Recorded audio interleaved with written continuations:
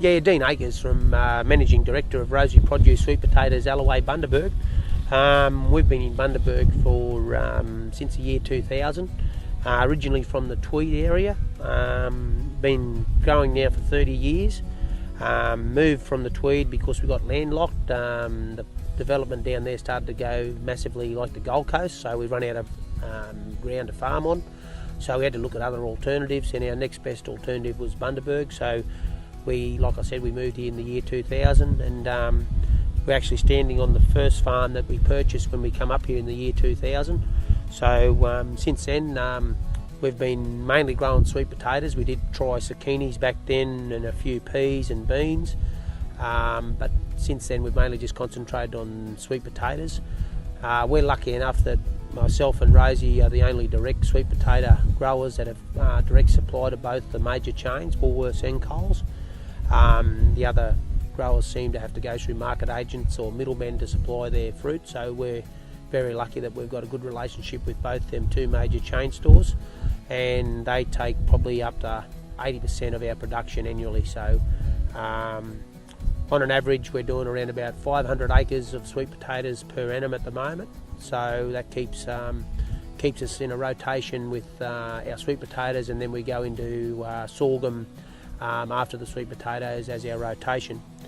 Also with the sweet potato growing aspect, we've been using the Dr. Grow both as a foliar and trickle application, and over the last probably 6 months we can see some very probably outstanding results with the Dr. Grow. As you can see, this sweet potato on my right here has a lot better colour and a lot better skin finish than the sweet potato on my left, which has had no Dr. Grow. So just as far as presentation and our yields and our crop, we've seen some massive results in favour of the Dr. Grow. So at this stage we're going to keep persevering with it, and we want to probably try and see with the use of the Dr. Grow whether we can cut back on our insecticides and nematicides a little bit more, and probably be less harmful on the environment as well, and hopefully then get our microbes and all our good bacteria is working in our soil for us. So that's the main reason why we're probably going down that road, just so we don't have to rely on the overuse of chemicals all the time to get our soil into a way where we can still get good production out of what we're doing.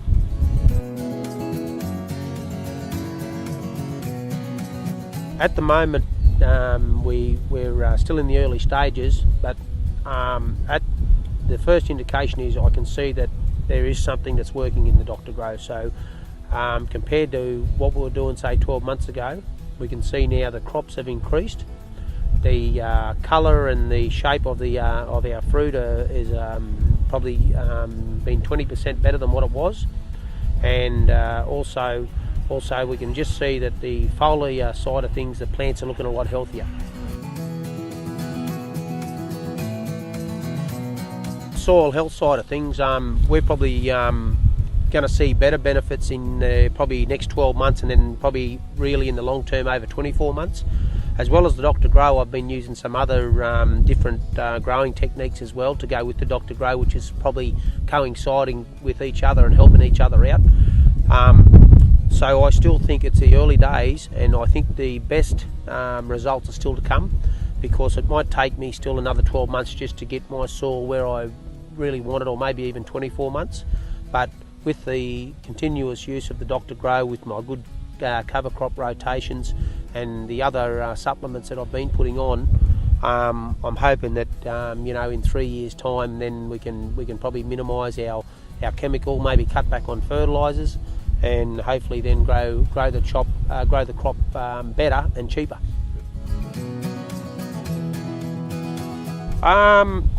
Dr. Grow, I think first of all I seen it advertised in one of the fruit and vegetable magazines, and then one of my friends that was working in town selling tractors, and now is a salesman for it, and he come and introduced me to it probably about 12 months ago. And since then we've just been, giving it a steady, a steady introduction to our farming practices here on our farm. And you don't know things until you try them. And we've just said no, we're worthwhile giving it a go and seeing what benefit it's going to do to our company and our crops. So yeah, no, we just like to try things that are new out there, and hopefully if you don't try, well, you won't see and you won't get a result. So if it doesn't work, you put it in the too hard basket. But if it's been a benefit to you, well, you've probably ticked the box there, and then you kick on from there.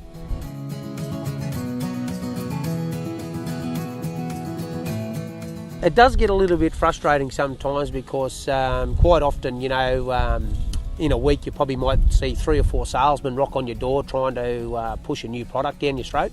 So at the end of the day, sometimes you do get a bit frustrated with it because you can't try everything, and there's always something there that someone's wanting to say, this is the best thing, the bee's knees or whatever. But just with my experience with the Dr. Grow, I talked to a couple of other growers that had been practicing with the Dr. Grow, and they've started a long time before I did, and their results have been good. And the reason then I thought when I got the opportunity to try it, I thought, well, no, I'll give this one a very, very 100% trial and do everything I possibly can to make it make it work and see if we can get the results that people are saying that they're getting with it. So, and at this stage, I think it's definitely starting to take effect for me anyway. Yeah, I think at this stage, I think it's going to be something that I'd recommend to other growers, because it's getting to the stage now where our chemical use, the bugs, the nematodes are starting to see. You can see over the years the resistance is starting to build up. So we've got to look now to probably moving to a little bit of a softer approach on how we grow our crops. And what happens is with the Dr. Grow, it gives you that little bit of an alternative where maybe they can cover some of them aspects where you don't have to put the insecticides on as heavy or as frequently. You don't have to maybe use the nematicides that we've been using at the moment, and of course they're probably getting very limited now. There's some of them ones that we do use now, they look like they might be taken off the market.